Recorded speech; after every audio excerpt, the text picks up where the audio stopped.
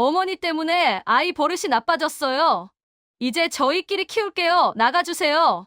경기도 외곽의 조그마한 빌라 단지.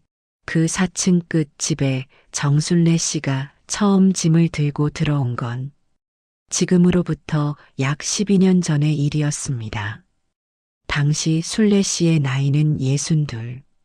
남편은 이미 몇 해 전 세상을 떠났고 혼자 조용히 살아가던 참이었습니다. 딱히 아프지도 딱히 건강하지도 않은 그냥 평범한 초로의 여인이었습니다.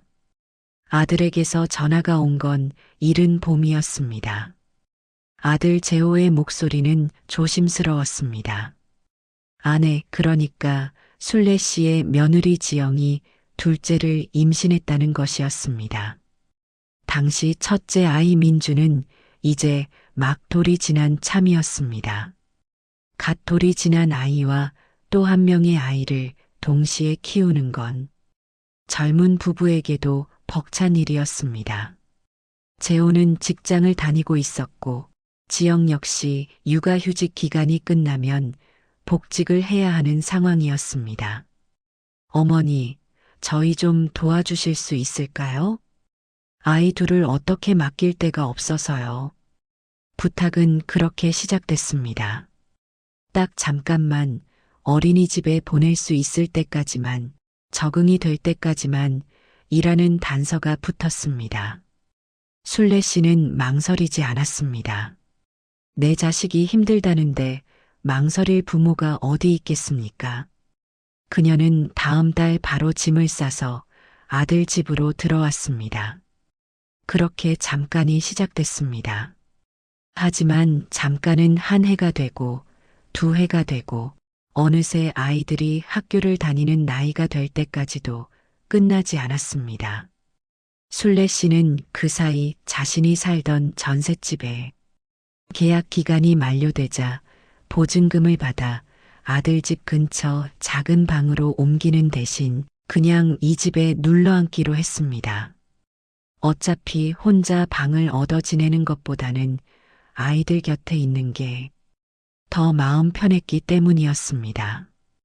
아들과 며느리도 특별히 나가라는 말을 하지 않았습니다. 아침 6시면 눈을 떴습니다. 첫째 민준이의 아침을 차려야 했습니다. 당시 민준이는 편식이 심했습니다. 채소는 입에도 대지 않으려 했고 달걀은 흰자만 먹었습니다.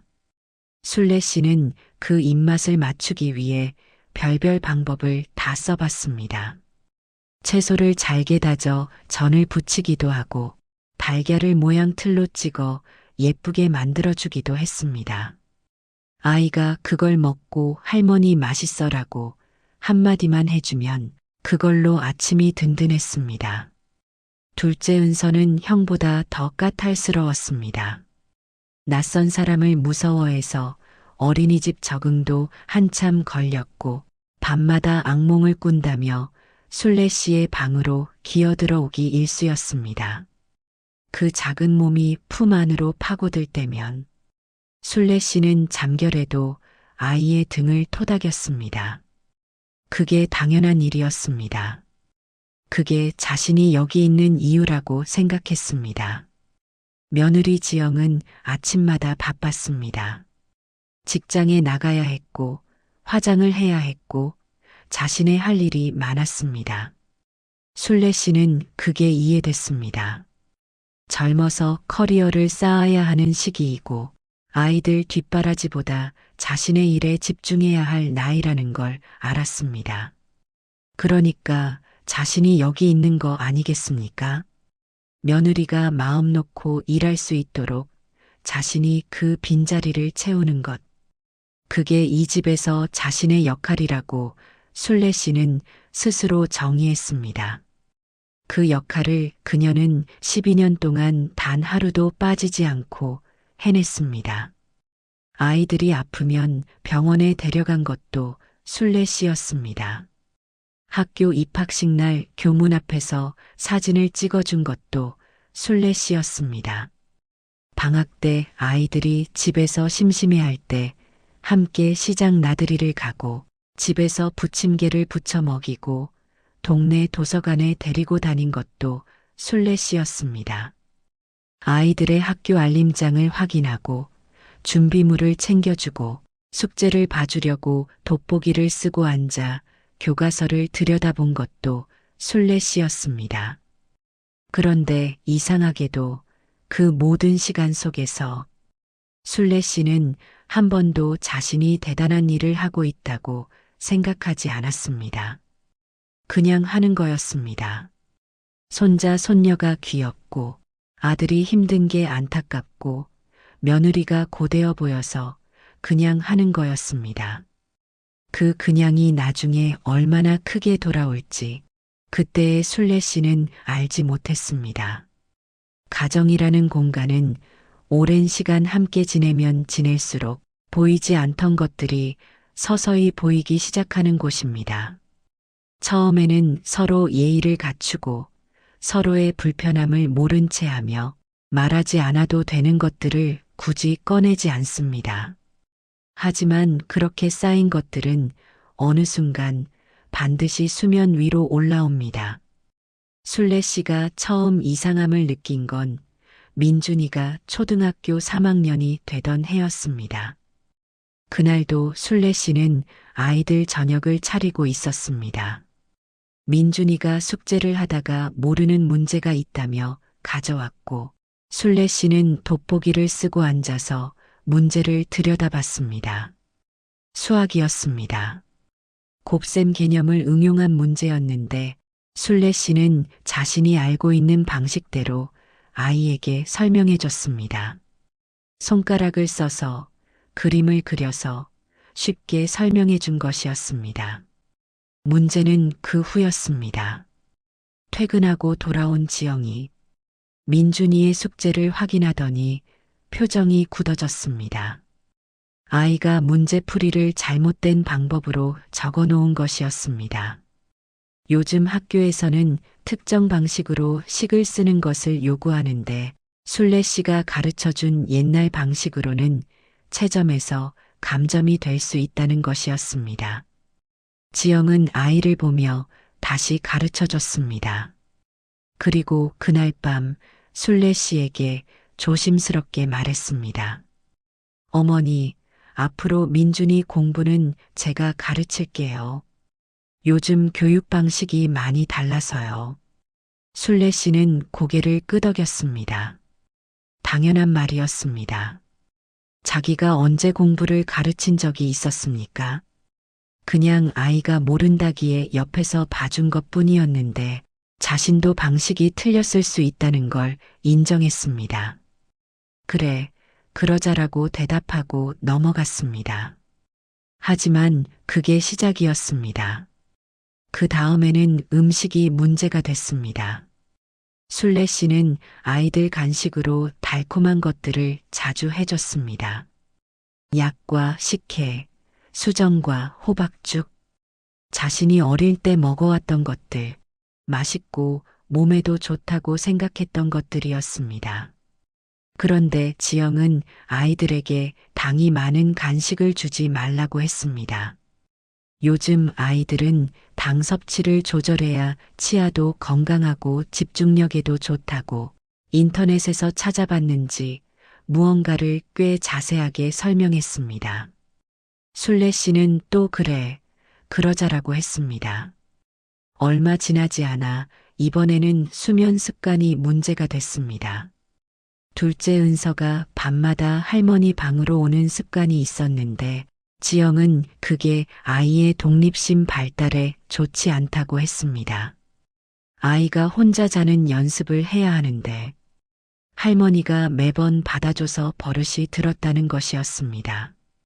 순례 씨는 그날 밤부터 은서가 방문을 두드려도 선뜻 열어주지 못하고 한참을 망설였습니다. 아이가 문 밖에서 할머니 나야라고 속삭이는 소리가 들릴 때 순례 씨의 가슴 안에서 무언가가 조금씩 무너지는 소리가 났습니다. 물론 지영의 말이 틀린 건 아니었습니다. 현대 육아 방식이 많이 달라진 건 사실이었고 아이들의 발달에 대해 더 공부하고 연구해온 세대가 바로 지영 세대이기도 했습니다. 순례 씨도 그걸 알았습니다. 하지만 이상하게 그 말 하나하나가 쌓일 때마다 순례 씨는 자신이 조금씩 투명해지는 기분이 들었습니다.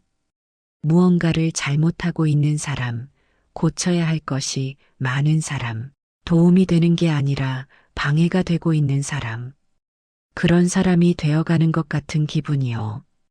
그러나 순례 씨는 아무 말도 하지 않았습니다. 아들 집에서 얹혀 사는 처지에 무슨 말을 할 수 있겠습니까? 불편하더라도 참는 게 당연하다고 생각했습니다. 며느리가 뭔가 말하면 그래, 내 말이 맞다라고 하고 또 밥을 짓고 또 아이들을 챙기고 또 하루를 넘겼습니다. 그 사이 아들 재호는 어땠을까요? 재호는 아내와 어머니 사이에서 늘 어딘가 불편한 표정을 하고 있었습니다. 무언가 말하려다가 삼키는 일이 많았고 밥을 먹을 때도 둘 사이에 어색한 침묵이 흐르면 괜히 텔레비전 볼륨을 높이거나 화제를 돌렸습니다. 재호가 어머니에게 직접 어머니 수고 많으시죠라거나 어머니 덕분에 우리가 살아라고 말한 적이 있었는지 순례 씨는 기억을 더듬어 봐도 잘 생각이 나지 않았습니다. 있었을 수도 있고 없었을 수도 있었습니다. 어쨌든 그 말이 뚜렷하게 기억에 남지 않을 만큼 재호는 늘 어딘가 멀리 있었습니다. 균열은 소리를 내지 않습니다. 조용히, 느리게, 그러나 확실하게 벌어져 나갑니다. 그리고 어느 순간 손을 쓸 수 없을 만큼 벌어졌을 때 비로소 우리는 그걸 발견합니다.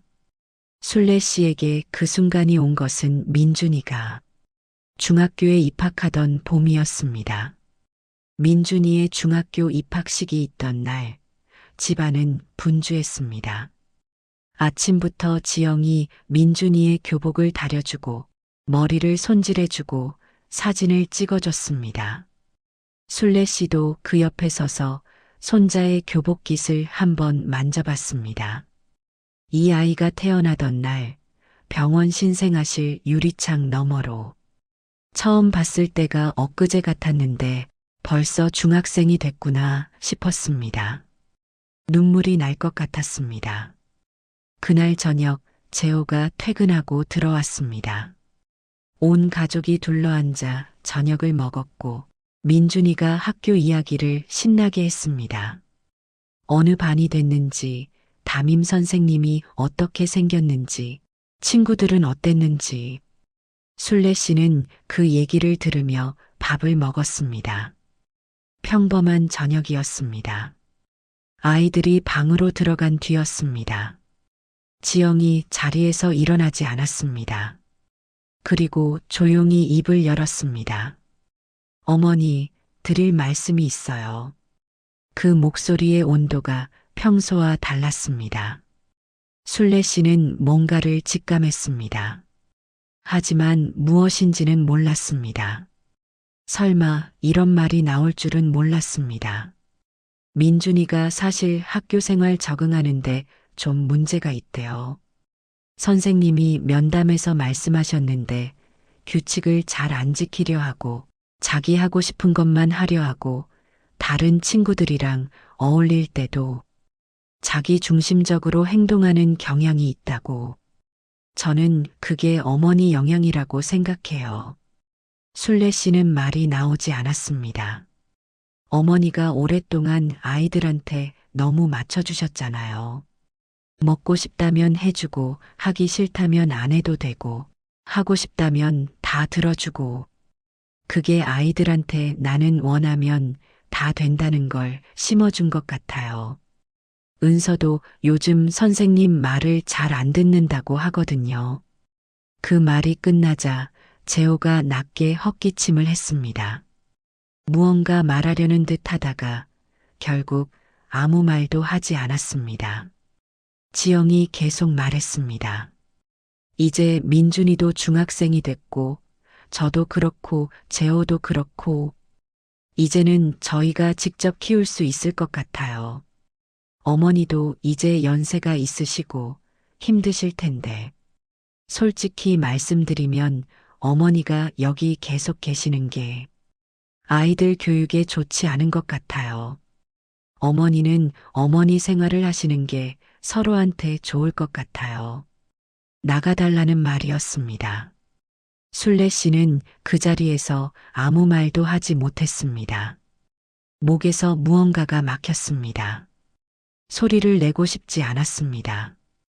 아이들이 방에 있었습니다. 아이들한테 들리면 안 된다는 생각이 먼저였습니다. 재호는 그 자리에서 끝내 한마디도 하지 않았습니다. 순례 씨는 조용히 자리에서 일어났습니다. 방으로 들어가 문을 닫았습니다. 침대 모서리에 걸터 앉아 한동안 멍하니 있었습니다. 눈물이 나지 않았습니다. 너무 황망해서 눈물도 안 나오는 순간이 있습니다. 그런 순간이었습니다. 12년이었습니다. 첫째 민준이가 태어난 지 얼마 되지 않아 이 집에 들어온 이후로 12년이었습니다. 그 세월 동안 순례 씨가 가장 오래 앉아있던 자리는 이 집 부엌 식탁이었습니다. 아이들 밥을 차려놓고 다 먹었니를 확인하기 위해 앉아있던 그 자리. 아이들이 학교에서 돌아오길 기다리며 창밖을 바라보던 그 자리. 재호와 지영이 늦게 들어오는 날이면 혼자 차 한 잔을 들고 앉아 텔레비전을 보던 그 자리. 그 자리가 이제 없어지게 됐습니다. 그날 밤 순례 씨는 잠을 이루지 못했습니다. 자신이 무엇을 잘못한 것인지 생각해 봤습니다. 아이들을 너무 사랑했던 게 잘못이었을까요? 먹고 싶다는 걸 해줬던 게 잘못이었을까요? 밤에 무섭다며 찾아오는 아이를 안아줬던 게 잘못이었을까요?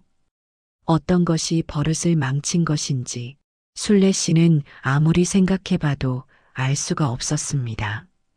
그리고 그보다 더 깊은 곳에서 더 아픈 생각이 올라왔습니다. 아들은 왜 아무 말도 하지 않았을까? 세상에는 여러 종류의 상처가 있습니다. 누군가에게 직접 당하는 상처, 오해를 받는 상처, 오랜 시간 공들인 것이 부정당하는 상처, 그 모든 종류의 상처가 한꺼번에 밀려왔을 때 순례 씨를 가장 무너지게 만든 건 놀랍게도 며느리의 말이 아니었습니다. 그것은 아들의 침묵이었습니다. 재호는 그날 저녁 식탁에서 단 한마디도 하지 않았습니다. 지영이 말을 할 때도 순례 씨가 자리에서 일어날 때도 재호는 그저 고개를 숙이고 있었습니다. 순례 씨가 방문을 닫는 소리가 났을 때도 재호는 찾아오지 않았습니다. 그날 밤에도 다음 날 아침에도 아침에 부엌에서 마주쳤을 때 재호는 어머니 잘 주무셨어요 라고 짧게 말하고 서둘러 출근해 버렸습니다. 그게 더 아팠습니다. 어릴 때부터 재호는 그랬습니다. 갈등을 싫어했고 누군가와 부딪히는 걸 회피했습니다. 사회에서는 그게 온화한 사람처럼 보일 수 있었습니다. 하지만 가정 안에서 어머니 앞에서 그 회피는 무책임이 됐습니다. 아내가 말할 때 그건 좀 아닌 것 같아라고 한마디만 했어도 어머니가 고생 많으셨는데 좀 더 시간을 두고 생각해봐요라고 한마디만 했어도 순례 씨에게는 그게 큰 힘이 됐을 것입니다. 하지만 재호는 그 한마디를 하지 않았습니다.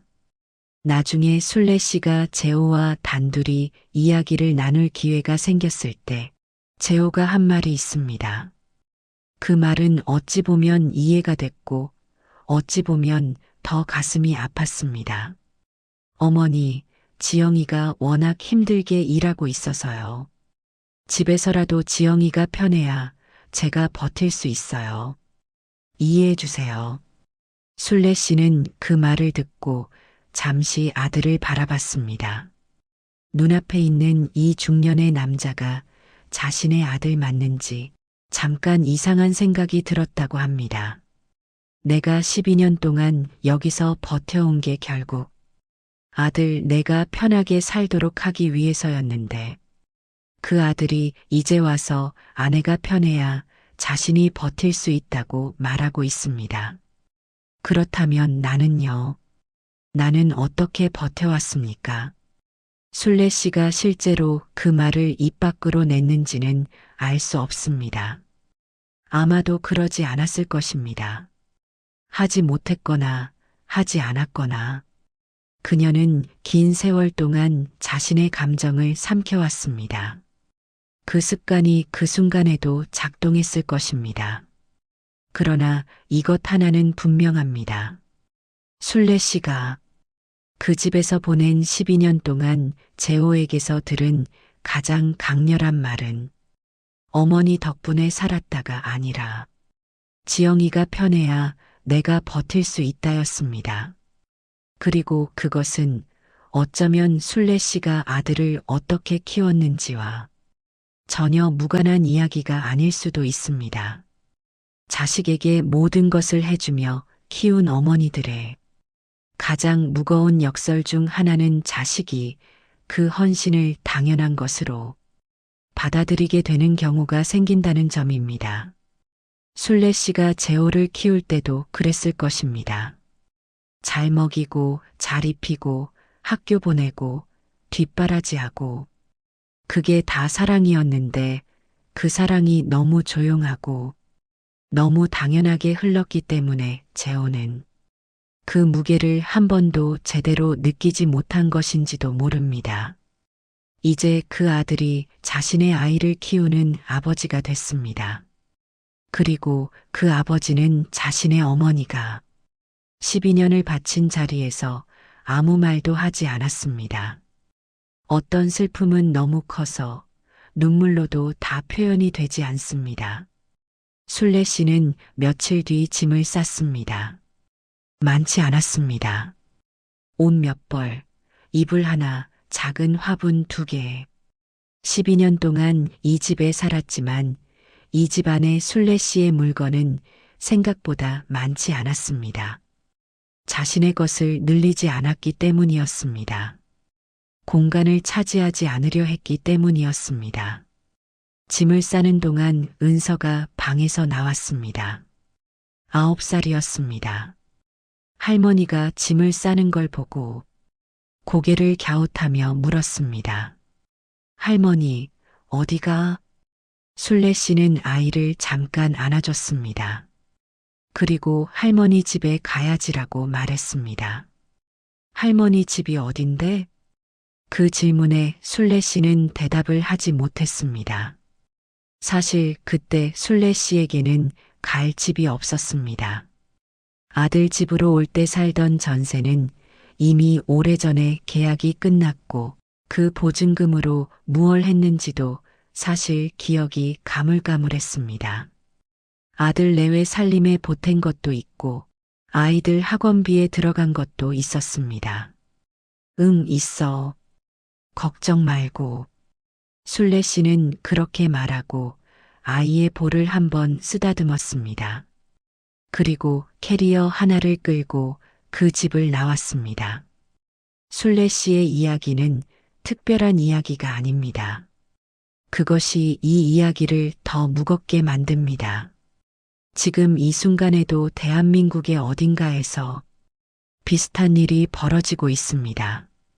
아들네 집에 들어가 아이들을 돌보는 어머니, 딸네 집에서 살림을 해주는 장모님, 명절이면 불려와 음식을 하고 평소에는 손자, 손녀를 맡아 키우는 조부모들. 그 손길이 없으면 돌아가지 않을 집들이 얼마나 많은지 한 번쯤 생각해 봐야 합니다. 그리고 그 손길은 대부분 돈으로 계산되지 않습니다. 만약 순례 씨가 한 일을 시급으로 환산한다면 어떻게 될까요? 아침 6시부터 아이들 등교 준비를 시키고 낮 동안 집안일을 하고 오후에 하교하는 아이들을 맞이해 간식을 챙기고 숙제를 봐주고 저녁을 차리고 설거지를 하고 아이들 씻기고 재우는 일. 이걸 전부 더하면 하루에 최소 8시간, 어떨 때는 10시간이 넘습니다. 주말도 없이 휴가도 없이 12년 동안. 한 연구에 따르면 조부모의 손자녀 돌봄 노동을 시장 가격으로 환산했을 때 연간 수천만 원에 해당하는 가치를 지닌다는 분석이 있습니다. 하지만 그보다 더 중요한 건 그 노동이 돈으로 환산되어야만 의미가 생기는 게 아니라는 점입니다. 그건 사랑이었습니다. 아이들을 향한, 아들을 향한, 이 가정을 향한 사랑이었습니다. 그 사랑이 아이를 망친 원인으로 돌아왔습니다. 이쯤에서 우리는 한 가지 질문을 던져야 합니다. 며느리 지영의 말은 완전히 틀린 말이었을까요?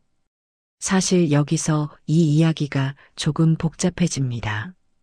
며느리의 입장에서 생각해보면 그녀 역시 나름의 고충이 있었을 것입니다. 아이들의 교육에 대한 주도권을 원했을 것이고 자신의 방식으로 아이들을 키우고 싶었을 것입니다. 시어머니가 오래 함께 사는 것이 주는 무게감도 있었을 것입니다. 아무리 좋은 관계라도 두 세대가 한 지붕 아래 사는 것은 크고 작은 마찰을 피할 수 없습니다. 그리고 오늘날의 육아 트렌드가 아이가 원하는 것은 뭐든 들어줘라가 아니라 경계를 세워라, 일관성을 유지하라, 아이가 스스로 감당하는 힘을 키워라는 방향으로 흘러가고 있는 것도 사실입니다. 할머니 세대의 방식과 요즘 육아 전문가들의 조언 사이에는 분명히 간극이 존재합니다. 그렇다면 지영이 옳은 것이고 순례 씨가 잘못한 것일까요? 그렇게 단순하지 않습니다. 왜냐하면 설령 지영의 말 중 일부가 맞다고 해도 그것을 전달하는 방식, 그것을 꺼내는 시점, 그리고 그 말에 담긴 감사함의 부재는 전혀 다른 문제이기 때문입니다. 12년을 함께 살며 아이들을 키워준 사람에게 어머니 덕분에 우리가 이만큼 왔다는 말 한마디 없이 아이를 망쳤다는 말부터 꺼내는 것은 설령 그 안에 육아 방식에 대한 정당한 우려가 담겨 있다 해도 사람으로서 해서는 안 될 말입니다. 그리고 그 자리에서 아무 말도 하지 않은 아들 재호에 대해서도 우리는 이야기해야 합니다. 한국 사회에서 효도와 가정의 평화는 종종 충돌합니다. 부모에게 잘하는 것과 배우자에게 잘하는 것 사이에서 남성들은 종종 후자를 선택합니다. 그것이 현실이고 어떤 면에서는 이해되는 선택이기도 합니다. 배우자와의 관계가 무너지면 가정 전체가 흔들리기 때문입니다. 하지만 이해가 된다는 것이 그것이 옳다는 것을 의미하지는 않습니다. 재호가 그날 저녁 딱 한 가지만 했어도 달랐을 것입니다. 지영아, 어머니가 얼마나 고생하셨는지 생각해봐. 교육 방식 이야기는 따로 하고 오늘은 아닌 것 같아. 그 한마디만 했어도 순례 씨에게 그 말은 12년의 시간이 인정받는 것과 같았을 것입니다. 쫓겨나더라도 최소한 인정은 받은 것이 됐을 것입니다. 하지만 재호는 침묵했습니다. 그 침묵이 이 이야기에서 가장 큰 실패입니다. 순례 씨는 지금 어떻게 지내고 있을까요? 집을 나온 그녀는 한동안 지인 집에 머물다가 기초생활수급 신청을 하게 됐습니다. 12년 동안 아들 집에서 살며 따로 돈을 모으지 못했고 자신의 재산이라 할 것도 거의 없었습니다. 노인복지관에서 운영하는 소규모 프로그램에 나가기 시작했고 그곳에서 비슷한 처지의 사람들을 만났습니다. 신기하게도 자신의 이야기를 하자 나도 그랬어라는 말이 여기저기서 나왔습니다. 순례 씨만의 이야기가 아니었습니다. 그게 이 이야기가 우리에게 가장 묻고 싶은 것입니다. 우리는 지금 가정 안에서 조용히 헌신하는 사람들의 희생을 어떻게 대하고 있습니까? 그 사람들이 오랜 세월 감당한 것들을 우리는 과연 제대로 보고 있습니까? 고마움을 표현하는 것은 대단한 능력이 필요한 일이 아닙니다. 감사합니다. 한마디, 덕분이에요. 한마디, 힘드셨죠. 한마디. 그 말들이 사람을 살립니다. 그리고 이 이야기는 세대 갈등이나 고부 갈등의 이야기로만 읽혀서는 안 됩니다. 이것은 우리가 누군가의 헌신을 어떻게 기억하느냐의 이야기입니다. 기억은 반드시 거창한 형태일 필요가 없습니다. 단지 그 사람의 자리를 인정해 주는 것, 그 사람이 해온 것들을 지워버리지 않는 것, 그것만으로도 충분합니다. 순례 씨가 12년 동안 앉았던 그 부엌 식탁 자리, 이제 그 자리에는 누가 앉아 있을까요? 그리고 그 자리에 앉은 사람은 그 자리의 온기가 어디서 왔는지 알고 있을까요? 우리가 받은 사랑들 중에는 끝날 때까지 사랑인지 몰랐던 것들이 있습니다. 밥상 위에 놓인 반찬 하나 아프다 했을 때 이마를 짚어주던 손 하나, 학교 가는 길목에서 손 흔들어주던 뒷모습 하나. 그 사랑들은 말이 없었기 때문에 우리는 종종 그것이 공기처럼 당연한 것이라 착각합니다. 하지만 공기도 없으면 숨을 쉴 수 없습니다. 지금 이 영상을 보고 계신 분들 중에 그런 사람이 곁에 있다면 오늘 딱 한마디만 해주세요. 고마워요. 오늘 사연을 듣고 여러분의 생각을 댓글로 알려주세요. 구독, 좋아요는 큰 힘이 됩니다.